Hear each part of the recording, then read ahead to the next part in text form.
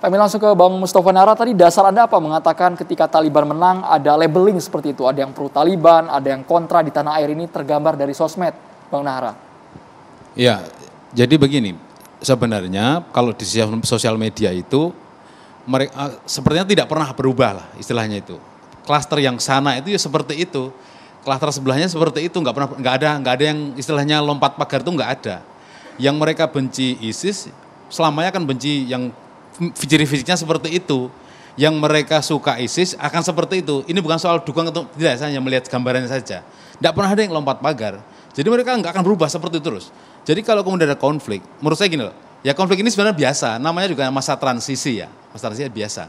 Tapi sosial media memandangnya seperti saklek. Pokoknya kalau mirip ISIS ya mereka itu adalah radikal, mereka adalah teroris. Tapi kalau mereka pakai jas, pakai ini, celananya tidak cingkrang, ya mereka bagus demokrasi. Kira repot. Tapi coba lihat, ketika kejadian di Mesir tahun 2013, ketika Mursi digulingkan oleh Asisi, kan dunia tenang-tenang saja. Masalah di mana coba? Wong Mesir itu paling demokrasi pemilunya, tapi kok ya masih digulingkan, dia yang menggulingkan pakai senjata, dunia tenang-tenang aja tuh, nggak ada yang protes kayak seperti terhadap Taliban. Jadi masalahnya sebenarnya Islamofobia ini ada satu titik yang mereka membuat benci selama-lamanya. Orang di sosial media mengatakan sebenarnya mereka benci Islam, tapi kan beliau tadi mengatakan kalau Taliban bukan Islam itu, bukan.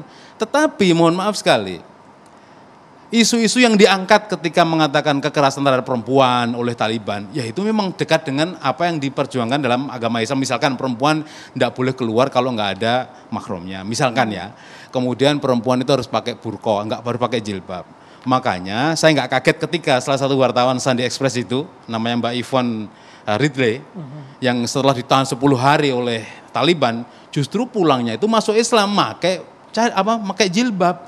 Karena mereka apa? Semula yang mereka dengar bahwa Taliban itu teroris, ternyata ketika mereka ditawan, justru menghormati perempuan. Ini saya hanya membaca bukunya Mbak Yvonne Ridley ya, yang mereka kemudian bukunya itu viral di mana-mana dan melaku seluruh dunia, yang mengatakan ini luar biasa. Orang-orang mengatakan mereka teroris, tapi wartawan senior di Sunday Express mengatakan, loh enggak, saya enggak menemukan teroris di sana. Ini Mbak Ridley. Ada lagi tentara Dekmat yang tahun 2015, fotonya itu sangat viral di media sosial, yang mereka pulang dari kumpul dengan NATO, pulang ke negaranya ke Dekmat, kemudian menulis di kardus sangat besar sekali, tulisannya apa coba? Kami tertipu. Ini tentara loh ya, bukan sipil ya. Setelah dikirim ke Afghanistan, ternyata saya nggak menemukan teroris di sana. Pak Taufik, ini berbeda dengan publikasi dunia ya, Bang Mustafa Nara ya. Berbeda dengan publikasi di media manapun ya, yang dialami mereka. Seperti itu. Jadi ini jurnalis ya. Oke. Saya juga jurnalis. Artinya apa? Tidak semua yang dilakukan oleh Taliban itu di mata dunia itu jelek, tapi dunia memaksa menggiring opini supaya seolah-olah Taliban itu seperti itu, nggak pernah berubah. Pak Taufik Damas, ada sepakat dengan pernyataan dari Bang Nara? Itu fakta kok. Ya tidak sepenuhnya sepakat, tapi ada yang sesepakati. Yang pertama soal pengaruh apa yang terjadi di Afghanistan, kemenangan Taliban sekarang ini di media sosial. Itu saya setuju, memang tidak berubah. Ada yang pro, kemudian juga ada yang kelihatan anti. Saya dari awal mewanti-wanti bahwa jangan sampai kemenangan Taliban di Afghanistan ini kemudian membuat bangsa Indonesia terpecah. Itu urusan luar negeri, bukan urusan orang Indonesia. Jadi apa yang terjadi di sana itu bagi saya biarkan jaga pengaruhnya, terutama persepsi orang tentang Taliban yang katakan radikal, ekstrim, karena faktanya juga itu banyak. Bagaimana Taliban memperlakukan perempuan, dan kemarin juru bicara Taliban itu mengatakan bahwa mereka akan memberikan peluang perempuan untuk kerja dan bersekolah. Itu bukti bahwa selama ini tidak memberikan peluang gitu loh. Bukti bahwa mereka ini memang Taliban selama ini tidak memberikan peluang itu kepada kaum perempuan. Nah, saya secara pribadi sangat bukan setuju tapi membahagiakan bagi saya bahwa sikap pemerintah Indonesia melalui OKI itu sudah tegas meminta dan rekonsiliasi di Afghanistan itu secepat mungkin dan melibatkan semua pihak, bahkan spesifik Indonesia, pemerintah Indonesia. Rekonsiliasi itu tidak akan berhasil kalau tidak melibatkan kaum perempuan. Nah, ini sangat menarik bagi saya. Artinya pemerintah Indonesia itu sangat peduli dengan nasib perempuan di Afghanistan. Saya setuju itu. Dan itu sudah sangat baik. Kalau saya melihat Afghanistan ini bukan cuma soal dalam kacamata kenegaraan, tapi juga kemanusiaan. Bagaimanapun kita miris melihat orang yang konflik yang kita tidak tahu masa depan atau berapa tahun lagi mereka akan bisa membangun negara yang normal itu. Persis yang dikatakan oleh Pak Mahfud Siddiq. Begitu juga Prof. Salim itu ke depan pertanyaan apakah Taliban ini akan berubah atau tidak. Kita juga tidak tahu. Ya memang tergantung faksi-faksi yang ada di Afghanistan, bagaimana mereka bisa mengkompromikan, dan itu juga agak sulit karena berapa puluh tahun mereka berperang dan sejarah mereka itu gampang sekali membunuh orang, angkat senjata.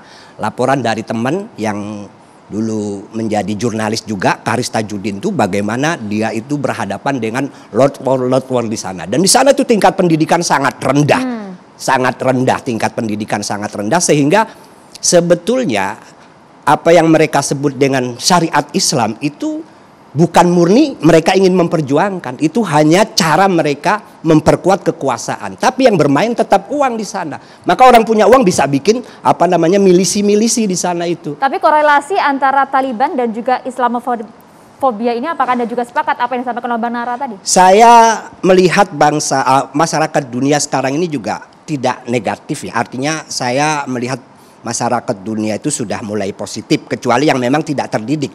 Masyarakat dunia yang tidak terdidik. Afghanistan dengan Talibannya itu sama sekali tidak mewakili Islam gitu loh. Justru cap-cap itu tidak ada.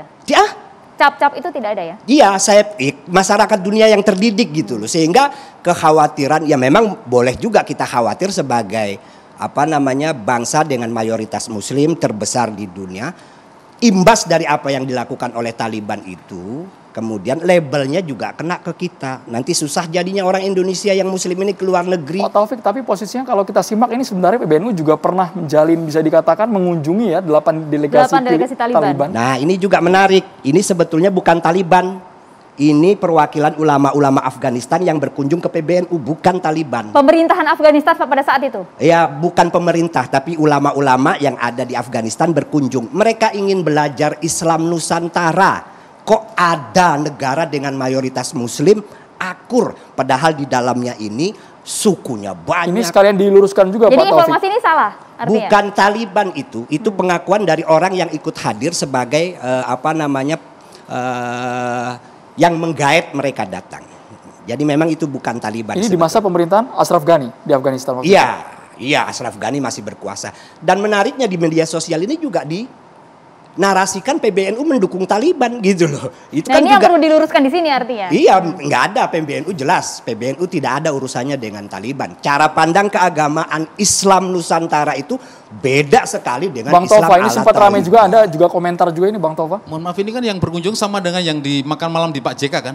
Iya. Pak JK ini Taliban, maka beliau minta ke PBB mencabut status beliau ini dari status teroris. Kemudian berbicara ke Indonesia. Tapi teman yang hadir di itu mereka dia menjelaskan, itu ada di tweet itu. Saya juga dikoreksi sama dia, Mas itu bukan Taliban, tapi perwakilan ulama-ulama Afghanistan gitu loh. Nah, jadi memang inilah yang terjadi di kita itu. Ya. Soal informasi repot banget.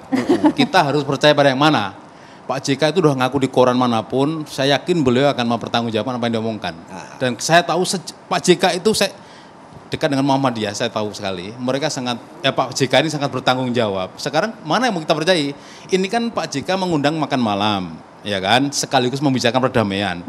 Semua ormas diundang ke Pak JK itu. Maka ketika diundang Pak Ghani menunggang ke mana?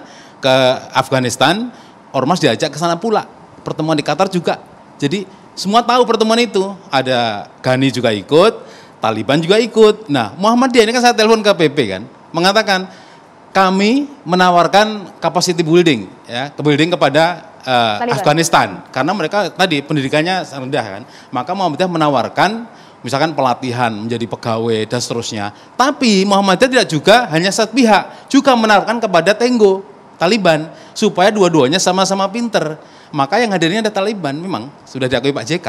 Jadi nggak mungkin kemudian ini salah informasi. Saya nggak tahu, tapi mohon maaf kalau memang salah ya, nanti bisa dicek ke Pak JK. Pak Taufik, sumber mana yang harus kita percaya? Nah, karena gambar ini sudah terlanjur viral juga. Ini Pak. dari teman namanya Gus Fasa, dia MC Di acara ini dia bilang, Ustadz seingat saya mereka delegasi ulama atau tokoh dari beberapa suku di Afghanistan. Diinisiasi oleh pemerintah Afgan yang dikudeta sekarang ini oleh Taliban. Ini informasi dan dia MC di acara pertemuan itu. Jadi ini bukan Taliban melainkan delegasi ulama atau tokoh dari beberapa suku yang ada di Afghanistan. Ya kita nggak tahu siapa yang benar. Tapi yang menarik itu, ini foto-foto ini beredar gitu loh di media sosial itu. Dan ada yang menarasikan bahwa PBNU mendukung Taliban. Nah itu yang kemudian saya bantah, tidak ada urusannya. Terbukti bahwa sekarang ini juga PBNU menegaskan ya semata-mata kemanusiaan bahwa Afghanistan ini segera membangun rekonsiliasi yang ada. Kemudian sama dengan pemerintah Indonesia, melibatkan semua pihak dan juga melibatkan kaum perempuan. Itu menarik sekali. Fokusnya di sana. Ini yang saya hebat dari Pak JK itu, beliau nggak malu, nggak takut, kemudian nggak merasa jatuh harga dirinya untuk mengakui bertemu dengan Taliban. Ini Pak JK nih. Nanti bisa dilihat di media itu bagaimana wawancara beliau yang mengatakan saya mengundang Taliban itu bukan tanpa risiko loh. Itu Pak JK ngomong dengan tanggal yang sama, Juli tanggal 30 sama persis. Jadi saya kira ini yakinannya sama. Pak JK mengatakan bukan tanpa risiko kami mengundang Taliban itu. Karena kami harus berjuang melalui PBB. Sama saya minta Pak Kemlu untuk mencabut status Mas supaya Mustafa, seperti itu. Saya juga setuju, saya juga salut dengan Pak JK dengan resiko yang ada itu. Karena saya juga tidak kurang berkenan ketika melihat orang seperti Pak JK kemudian dinarasikan begitu seolah-olah negatif hanya karena bertemu dengan Taliban. Padahal dalam konteks pergaulan internasional apa salahnya begitu loh. Berarti Taliban berarti ini? Yang mana? Yang sama ketemu Pak JK ini? Enggak, kalau ini pengakuan dari MC ini. Kalau ini mohon maaf, saya terus terang agak sedikit kecewa dengan Pak JK kalau saya. Karena begini loh, ya mohon maaf, kalau soal moderasi agama ini, di bangsa kita ini nggak kurangan. Ada tonan kalau kita mau cari. Mengapa kita tidak fokus kepada saudara-saudara tetangga sendiri? Mengapa harus lebih peduli kepada Afghanistan? Di negara kita ini, yang masih belum termoderasi agama itu luar biasa jumlahnya. Makanya kenapa kelompok-kelompok teroris radikal ekstremis di Indonesia itu masih selalu hidup. Gitu loh Kang Tova. Jadi kalau Palestina gimana? Ya kalau menurut saya kita lebih fokus di sini. Ya artinya gini loh. Kita abaikan aja Palestina. Pak Jokowi padahal mendukung kemerdekaan Palestina. Loh, apa soal Palestina? Ya nggak ada masalah. Palestina memang kita harus merdekakan kok. Dan itu jelas dari pemerintah. Jelas, pemerintah kalau... itu ada dua hal tentang dua isu utama ini. Satu mendukung kemerdekaan Palestina. Dan yang kedua adalah menegakkan perdamaian di Afghanistan. Itu jelas. Jelas kalau dari pemerintah. Ya saya bukan atas nama pemerintah. Pak Islah, tapi kan kalau dari video ini kan sudah jelas ini. Posisi Indonesia pendekatan yang dilakukan. Ini bagaimana pada saat Pak Yusuf Kala kemudian menerima sejumlah ulama dari Afghanistan. Memang untuk perdamaian Pak JK itu. Pak JK selama ini narasinya di banyak media itu selalu mengatakan bahwa Taliban ini masih bisa kok dimoderasi. Ini perlu dimoderatkan. Mereka punya goodwill kok untuk satu moderasi beragama. Kan selalu begitu narasinya di beberapa media. Bahkan saya yakin kok Taliban yang sekarang ini bisa moderat. Artinya kan tagline-nya selalu soal moderasi. Maksud saya begini. Ini persoalan di Afghanistan ini memang secara historik kan memang pernah menjadi epicentrum radikal. Dari seluruh dunia.